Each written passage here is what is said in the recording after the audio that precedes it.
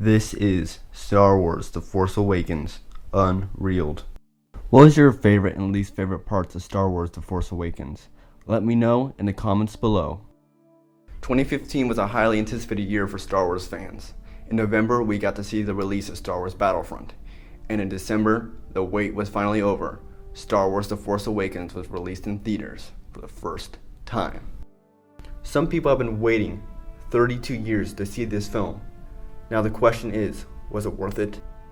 My answer is, yeah, it was. This was the movie that took us back to the Star Wars roots. We got to see the best of the original trilogy packed into one film. Now, this movie was not completely original. It basically borrowed from Star Wars A New Hope. More like stole the plot and put in some new characters and some new action scenes and called it good. And somehow, it managed to work. First of all, people have been waiting a very long time to see these movies. And what they think about is the old movies, the ones that they loved and cared about. Now, people want to see that on the screen again. They want to see the characters they love. They want to see the action that they love. They want to see the world that they fell in love with. And it brought it right back to where it was. It needed this. It needed this to launch a new trilogy. Rey, Finn, Kylo Ren, Poe Dameron, BB-8, they were freaking amazing. And it's not the special effects that make a movie good. It's the characters. It's the plot. And what Star Wars The Force Awakens did is it combined them in a way that's old, familiar, but yet new. And that's how they succeeded. That's how they're making billions of dollars. They're just repackaging it in a way that we haven't seen it before. Now that is brilliant movie making.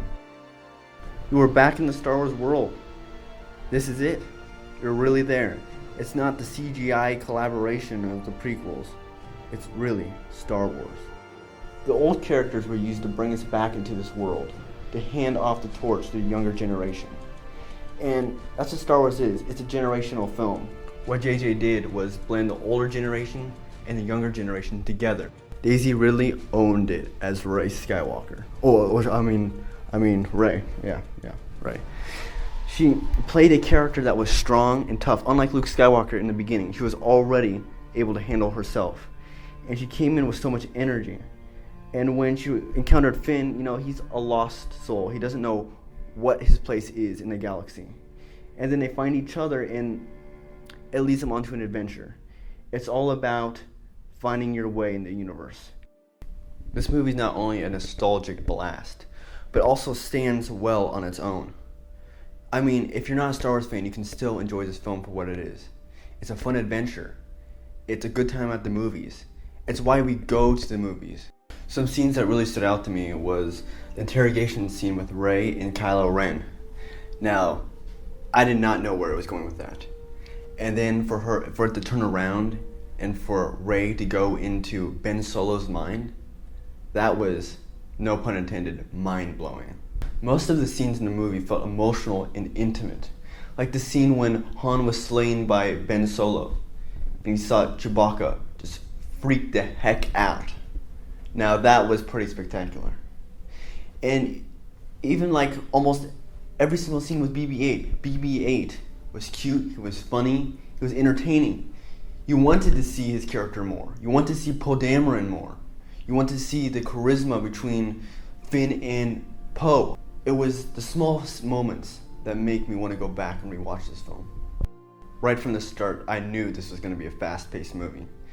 Okay, here's Finn. He leaves the First Order. Oh, now he teams up with Poe. Now they go crash on the planet. Now Finn meets Rey. Now they take off. Now they find Chewie and Han. And so on and so forth. There are very few moments in a movie when you're like, okay, this is pretty slow. It's always going. It's like a train. It's not stopping. If it derails, it's going to carry the whole train with it. Thankfully, the movie never really derailed. But I did find some flaws. Some things that weren't consistent and questionable. Snoke felt like a Marvel villain. He was there to be bad, he was there to motivate Kylo Ren, and he was CGI. Didn't have to be CGI, but he was, and that's how it is. Luckily, he was a hologram, so I still have high hopes for him in episode 8 and 9, but we'll see about that. He just really didn't have much in the way of screen time in this movie. It was just kind of flat for me. The biggest problem I found with the movie was Starkiller Base. Is another Death Star the best that they could come up with? It wasn't that it was stupid, it was uncreative. I mean, it's a huge universe with endless possibilities. We have seen the Death Star 2 times before. Is a third good enough? Apparently to Disney, not at all. I didn't like the build up to Han's death. The relationship between Kylo Ren and Han Solo was never there. 1 minute, Han was like, oh my god, I gotta save my son. The next minute, he's dead. It just didn't flow well together. However, the scene itself was executed very well. I just wish that there was some encounter beforehand. It didn't have to be long, maybe like a minute or two. Just some contact between Han and Kylo Ren would have made a huge difference to their relationship. I found Carrie Fisher's acting performance lacking. However, she was not horrible. She did fulfill the role of being a supporting character for both Ben and Han Solo well, but she just seemed a bit rusty. What Star Wars did nail was the ending scene. When you saw Rey's character finally encounter Luke Skywalker, he gave the look of all looks that will ever look again. And that is how you end a movie. It left intrigue for the following film, and you felt like the adventure was going to continue. That this was not the end, that it was just the beginning. As JJ put it, it was the movie that went backwards to go forwards. And went forwards. It did.